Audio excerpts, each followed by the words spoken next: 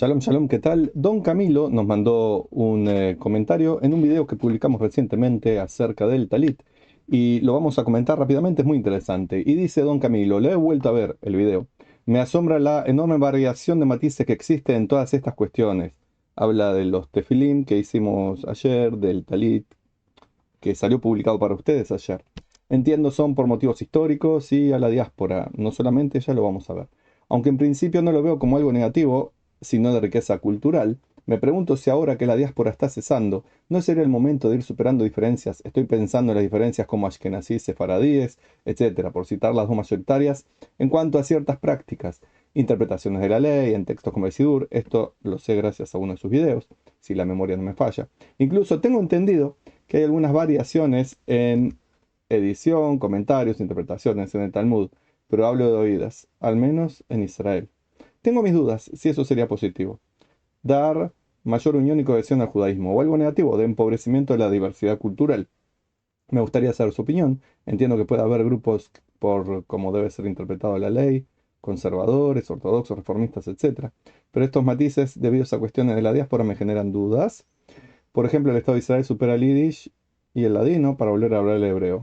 Muchos temas, algunos son para sociólogos, otros son de adivinación realmente, en otros no está tomando en consideración los aspectos halágicos de la ley judía y por supuesto también en eso incluye los espirituales, como por ejemplo es simplemente una cuestión cultural de dónde vienen las personas, de dónde vivieron sus orígenes, que hay ashkenazis sefaradíes o hay algo espiritual que hay detrás de ello. No que uno sea mejor o peor, pero sino que apuntan a diferentes cuestiones que la parte espiritual tiene que atender.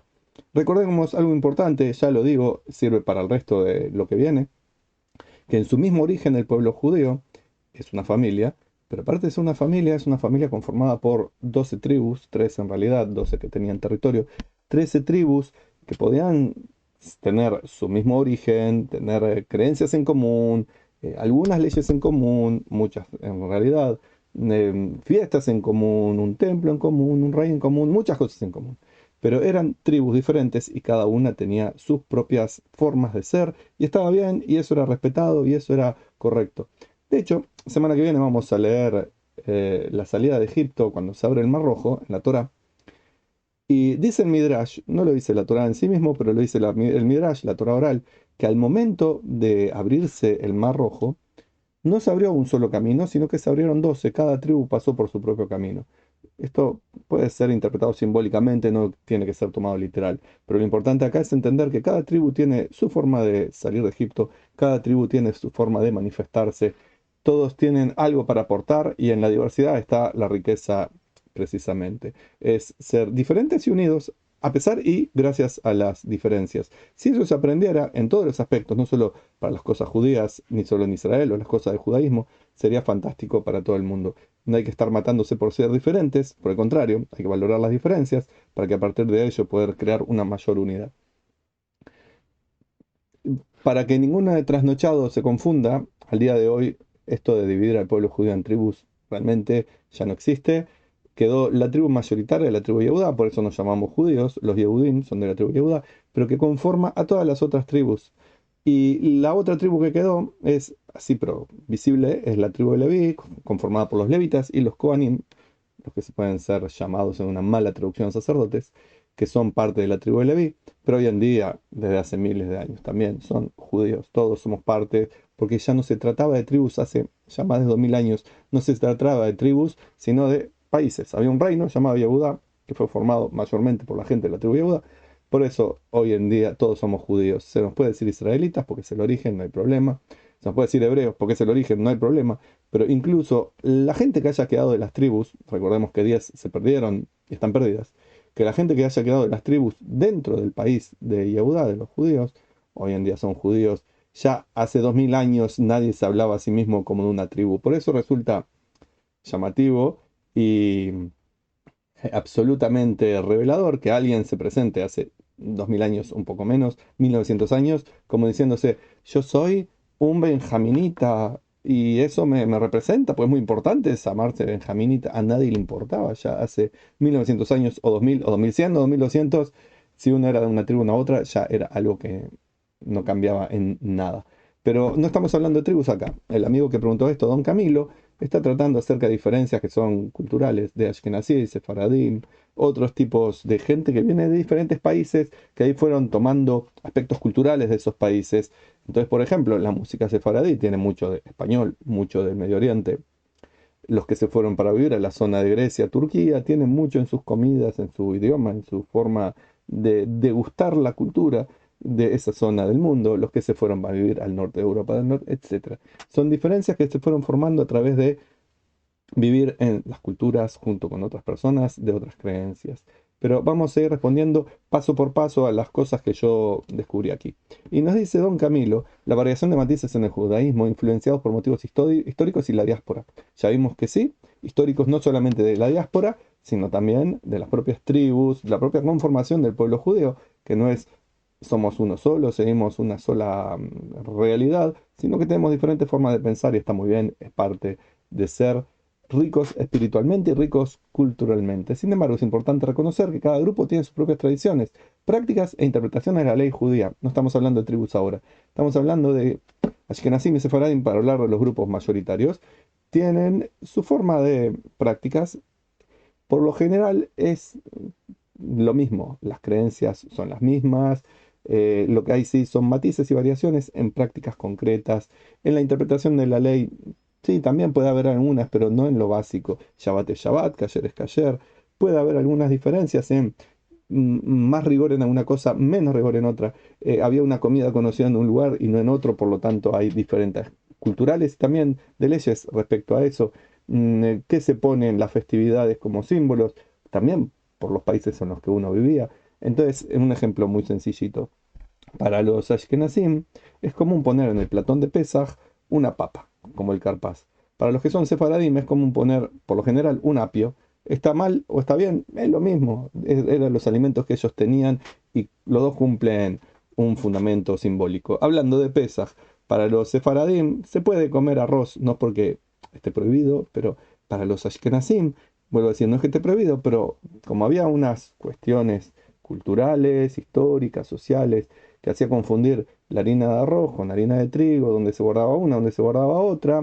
Entonces, para los Ashkenazim surgió la prohibición de comer arroz. No porque el arroz estuviera prohibido, sin embargo, los sefaradim comen. Y así hay pequeñas variaciones que no hacen al fondo de la cuestión. A medida que la diáspora disminuye, porque más judíos van viviendo en Israel, es natural que surja la pregunta de si estas diferencias deberían superarse. No es el señor Don Camilo que tuvo la ocurrencia de hacer esta pregunta. Hace tiempo se viene haciendo, lo hicieron políticos en Israel, lo hicieron rabinos, lo hicieron pensadores, etc.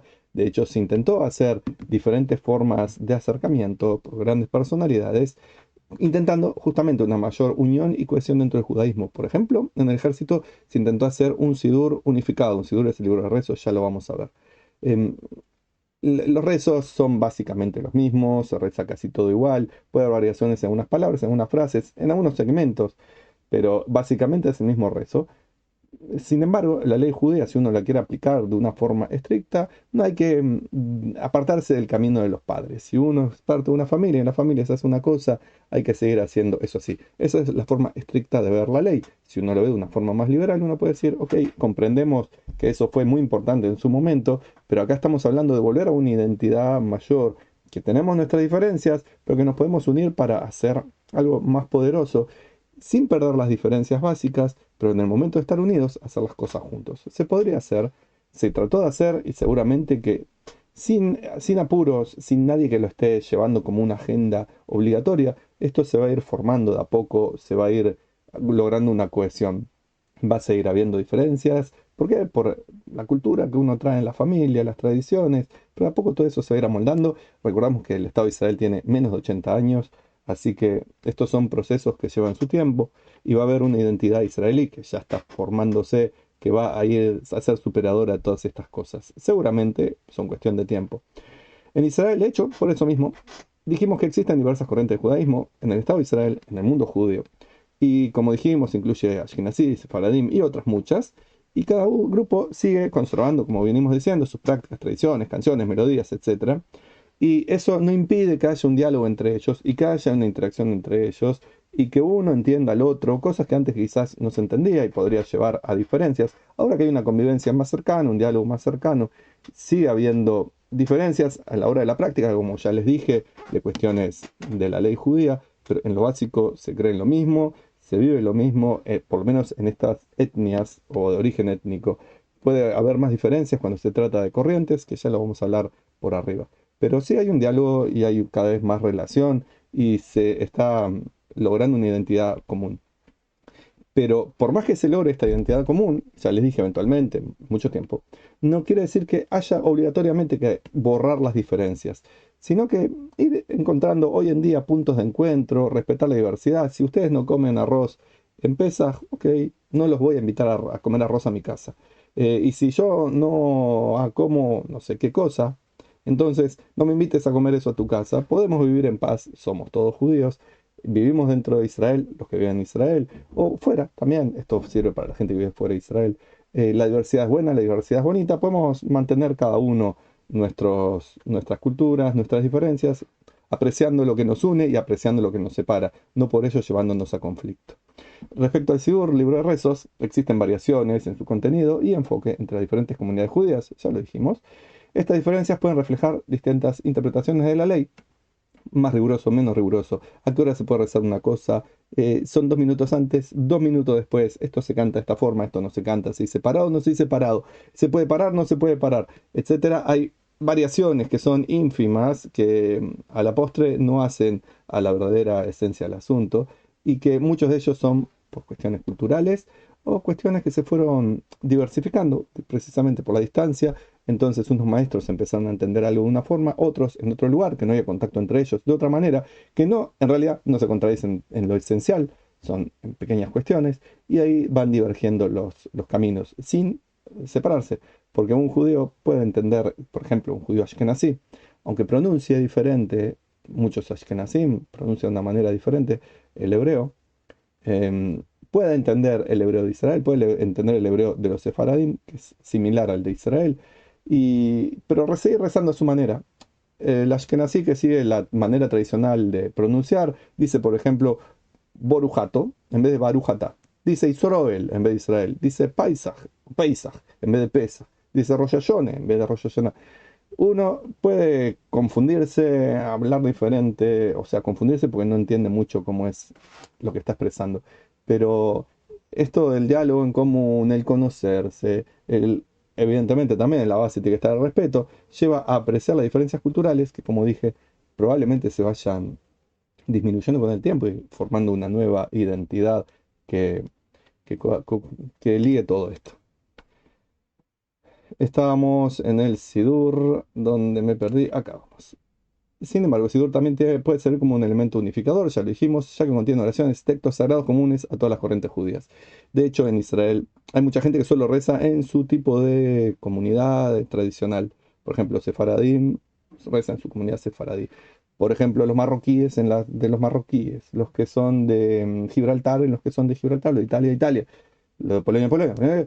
Pero si uno no tiene su comunidad cerca y está en otro lugar, se acerca a los otros y respeta su forma de rezar. Uno en privado sigue rezando como está acostumbrado, o puede rezar lo que reza. O sea, hay multitud de diversidades que uno cuando está adentro las conoce, cuando está afuera uno se puede perder con tantas variaciones, porque quizás está uno más acostumbrado a las ideas, no sé, católicas, que hay un papa que manda y los obispos mandan de lo que dice el papa a los que vienen por debajo y los curas le dicen a los diáconos y estos a los feligreses y todo sigue una estructura piramidal, entonces todos hacen lo mismo. Hay algunas corrientes judías que hacen algo parecido, tienen su board, su grupo de gente que decide cómo se hacen las cosas y en todos lados uno espera encontrar lo mismo. Ejemplo no muy lindo, pero bueno, se me ocurrió recién. Si uno entra a un McDonald's en Uruguay, es igual a uno que en Argentina, que en Estados Unidos o en Irán. Es lo mismo. Quizás algunas comidas por cuestiones culturales o religiosas no funcionan en un lugar u otro, pero es la misma vivencia. Bueno, eso se tiene también en el tema este de cuando uno es judío, uno conoce cómo es la vivencia de un lado, en el otro, puede compartir tranquilamente, sabe que hay cosas que son diferentes, pueden sonar las melodías diferentes, pero eso no hace a que seamos todos hermanos. Los hermanos sean unidos, no porque sean iguales, sino porque son hermanos. En cuanto a la pregunta del Talmud, que es un texto fundamental en el judaísmo y ha sido objeto de comentarios e interpretaciones a lo largo de los siglos. De hecho, cuando uno ve una página de Talmud, en la edición Soncino, que es la común, la tradicional, uno ve un pedazo de texto en el medio y después un montón de letras, millones y millones de letras alrededor, que son diferentes comentarios, algunos más clásicos que otros, y va al fondo del libro del Talmud, de cada libro, de cada folio, y encuentra millones de comentarios.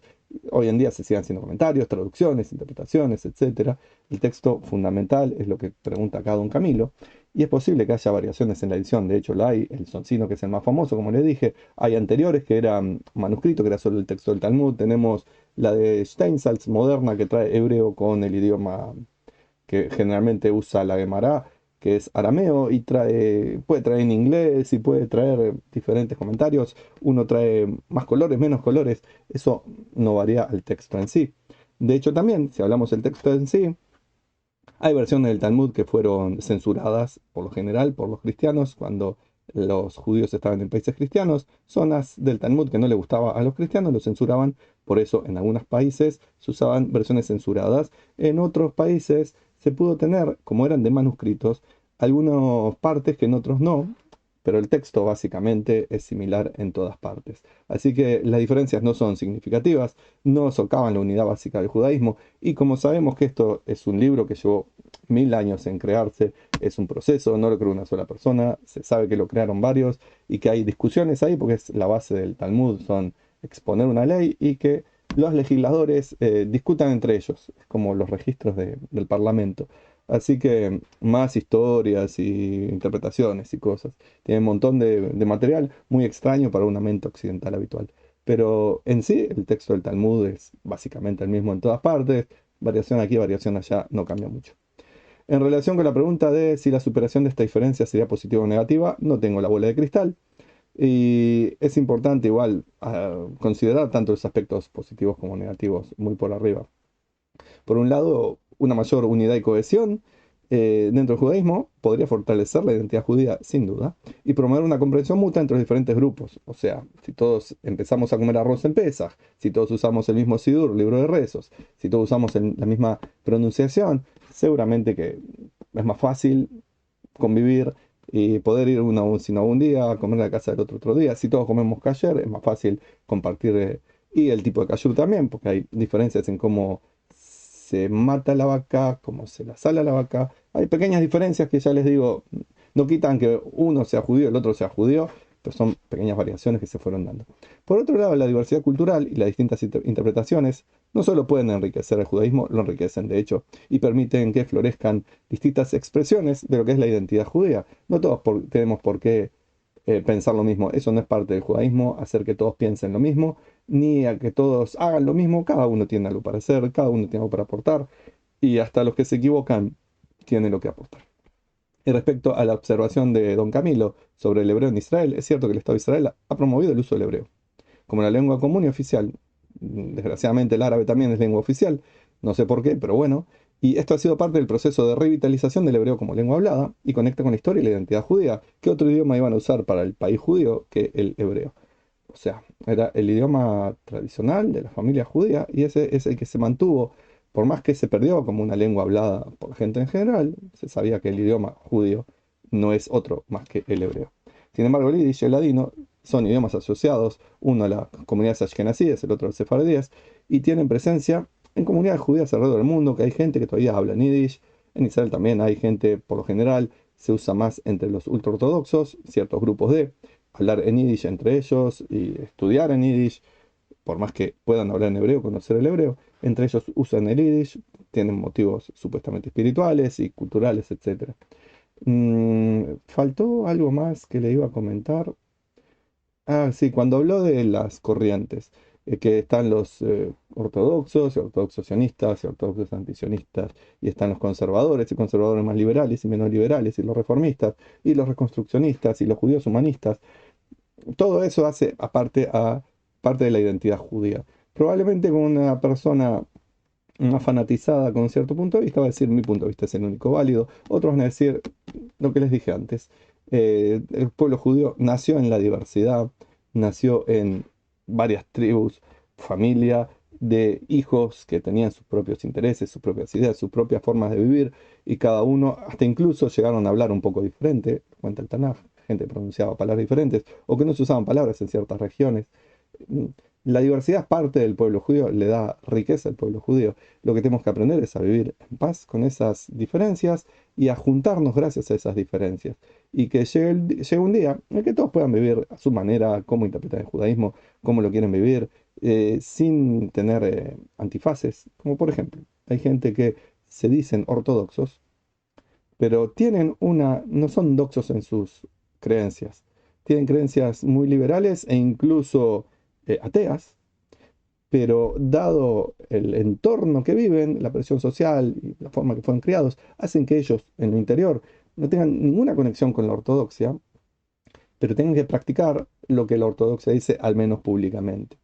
Eso es algo que existe, son los ortoprácticos, no los ortodoxos, pero se hacen pasar por ortodoxos porque su medio social, la presión social, los pone en una situación muy dramática. Si de repente llegaran y dijeran no creo más en todo esto, prefiero ser liberal, lo que sea, la presión social no. Entonces son ortoprácticos, a la vista de los demás son ortodoxos, quizás con su esposa incluso, o esposo, lleven una vida de ortodoxos, pero en el fuero interno no. No sabemos lo que pasa por el interior de las personas. Asimismo, con las otras comunidades que quizás son menos restrictivas en esto de la presión social, quizás, no sé. Pero es un hecho que ahí donde se forman grupos siempre aparecen presiones sociales y por qué pensás así, haces así. Y lo que tenemos que aprender es a vivir con, con la diversidad, ser felices siendo diferentes, apoyar esa diversidad, sostenerla, y que cada uno pueda comprometerse a vivir en la unidad junto con el hermano, viviendo de una manera de constructor de Shalom. Así que hasta aquí los comentarios de este video de Don Camilo, que espero que les sirva a él y a otras personas. Si les quedan dudas, comentarios, etcétera, son bienvenidos. Shalom y bendiciones.